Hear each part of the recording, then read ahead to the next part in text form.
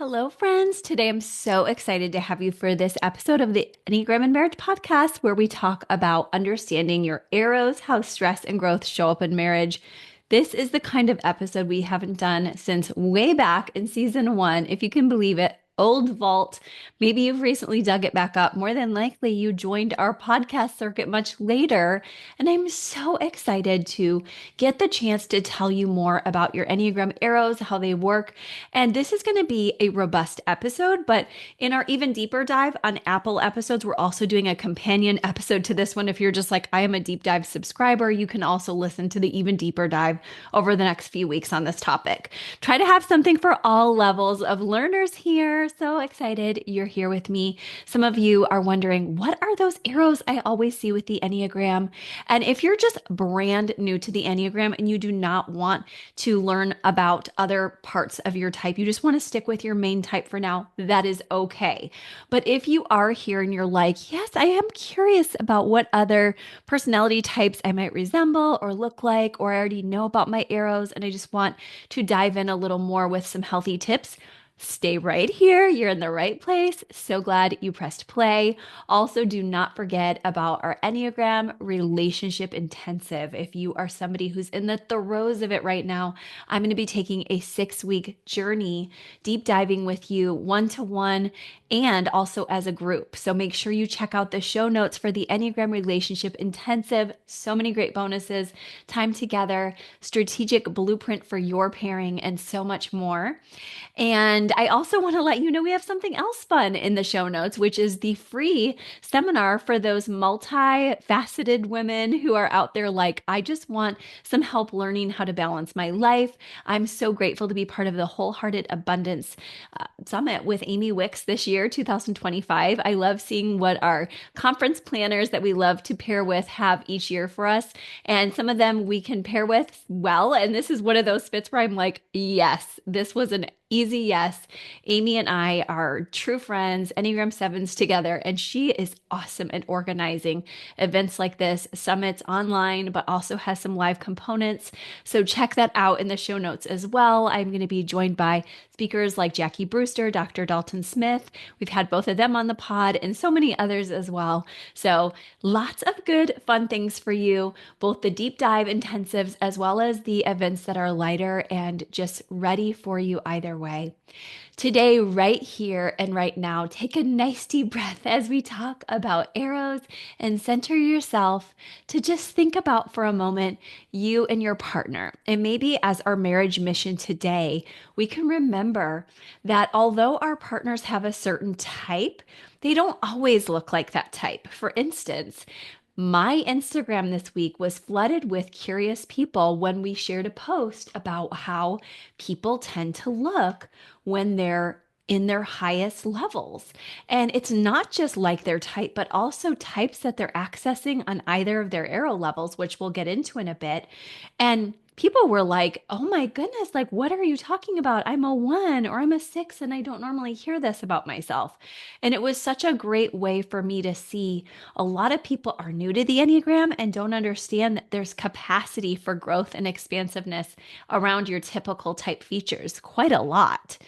Lot of variety. So try not to pigeonhole yourself in just one type, one behavior, one pattern all the time, but at least allow yourself to wrestle with the fact that you could have some expansiveness, some growth. That's why we're all here together. So, yes, I just had to say that. And I want to go into a little more about, before we talk about each of the types and the arrows they deal with, which is going to be a fun part of this episode. I want you to just allow yourself to remember a time in your life when you felt like, okay, I was really acting different than my typical self. And maybe you can do that about your partner too, but let's just start with you as, we end this marriage minute here. Do you have that in mind, that example where you're like, yes, that's me. I see it. I know that's what I'm looking for. You to look at that expansiveness. And yes, now we can truly put on some, let's figure out how and why this shows up even though we have these types in the Enneagram. So, according to Russ Hudson, the actual definition of arrows as the arrows are lines of connection that show how each type has specific connection to two other types, and that reveals pathways of growth and stress in our personality. As Ian Cron says, it's they show us what we look like at our best and our worst. They're like maps showing the direction our personality moves under different circumstances. And we'll have Ian on talking about his new book in the spring also. But I'm so excited to really delve in with you so that you have a sense of like, okay, what are you talking about? Two other types. Some of you were able to picture yourself acting a little differently. And for those who weren't, when I go through this, you might very well recognize that, but also see that sometimes you don't go to those other types in healthy spaces either. So I want you to know you're normal if that's the case. If sometimes you're like, girl, I am just stressed out, and that's what you see in any of the Enneagram types. That is being human when you go into that fight or flight system or other parts of your personality. But today, let's look at the arrows for each type on this briefer episode so that you have a sense for you, your partner. You could also listen to for children, the grandparent level, wherever you're at, so that you can get a better sense of where people are moving with their arrows. So, when you look at the Enneagram map, you'll see that the type 1 has additional arrows, not just a 1, but arrows to 7 and 4.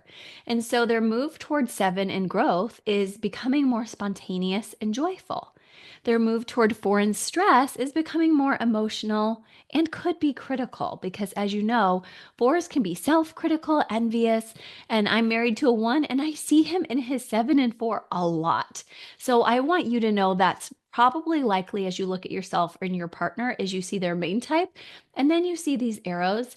And we'll talk more about this on the deeper dive episode today, but I don't want you to feel like you only go to 7 in health and you only go to 4 in stress if you're a 1 or your partner's a 1, because I do want you to understand you could do either of those in the opposite way as well, or both of them negative, like I said earlier, or both of them positive. So just know that those are your two types that may not sit next to you on the Enneagram, but definitely are part of who you are. So if you're a 1, you're probably like, oh my gosh, yes, I do have that 4 artist in me, or I do love that 7 fun. And so typically we would say moving to the 7 first gives permission to let off some steam, allow for some relaxation. And yet there might even be somebody who's like, no, I can't do that first. I need my emotional processing first. That's okay.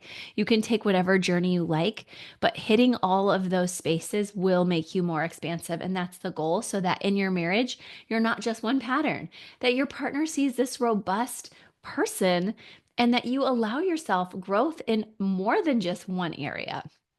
So I love that about the Enneagram, that although we want to learn how to best be in our type, we also get these opportunities to learn how to best be in the other types. So if you or your partner or family member is a 2, you move toward 4 in growth, becoming more authentic with your own needs, and also toward 8 in stress. And you can become more demanding. And that's important that you recognize as well in your marriage, because now that we're getting a chance to talk and walk through these patterns, we can see that we don't want you to not recognize it if that stress arrow of 8 is showing up for you. You want to be able to say, oh gosh, I need to sometimes set boundaries and clarify and be able to challenge and defend. But I also need to do that with grace and with the love of my 2 and the authenticity of my 4. So you see how you're pairing more than one type here. You can also tell your partner about this if they're an Enneagram learner with you, but I just want to add this caveat that if your partner's like, what are you talking about? Don't do it. My collective and I were just talking about this recently, that the members and I were saying some of our partners really get the deep dive Enneagram, some of them don't. However, this is one area that Wes really does get. He knows it. He's like, I'm in my 7. I need my 7. And then sometimes I'll be like, okay, so much 7. I can't handle it. And then he's like, you're in your 5 again. And we'll get to that. But just know that you're going to be able to see whether your spouse can handle talking about this. And if they're like way too much info, don't overwhelm them. You can just hold that insight with you and your Enneagram friends. Okay, so type 3. your growth is to type 6. And so you discover genuine connection and loyalty there, as Russ Hudson would say, but also in the 9 space, that's where you can go to stress, where you disengage and numb to avoid failure. The sense of like, I don't want to step into my virtue of courage, I'm just going to back out. So it's really important that you allow yourself, as B. Chestnut would say, not to disengage and numb out. And just so important that you notice that, oh my gosh, I'm performing. And now let me sit with my people versus just going away. And hopefully you'll bring the 9 back up in health too. Type 4s, you go to the 1 space where you find structure and purpose, according to Don Rizzo. And I also want you to know that for the type 4 going to 1, I see a lot of 4s who stay here for a while, who camp out here, and who get a lot done. So sometimes you might say, I don't know if that person could be a 4, they get a lot done. Yes, sometimes we just grow healthier. And then also the stress to 2 would be moving to excessive helping to manage their own feelings, according to Helen Palmer. 4s can really allow themselves to just greatly give to others and just really at every chance remind people their worth, their authenticity. And yet, sometimes if they don't set their own boundaries because they're so in tune with the needs and the depths of others, they can avoid their own feelings. Yes, even 4s. So coming back to oneself and going back to that place where they go back to the secret places of God and their own self is very good for them so they can actually do their own feelings work. Now, type 5s have the growth to 8, where they move into confident action. Russ Hudson saying this as that 5 space is fun to hear. And also, the type 5 also goes to stress to 7, where they get scattered energy and surface level distraction.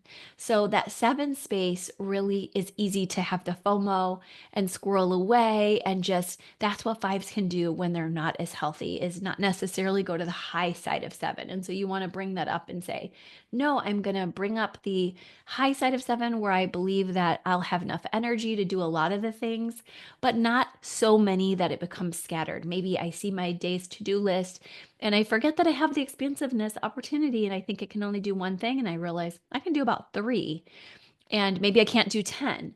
And so just allowing some deep breaths within the work here as you gain the confidence of the 8, but also that energy of the 7. That is a beautiful gift to 5s. Okay, type 6. The growth is to the 9 space where they find inner peace and trust, according to B. Chestnut. And their stress to 3 is the image focus and overachievement under pressure.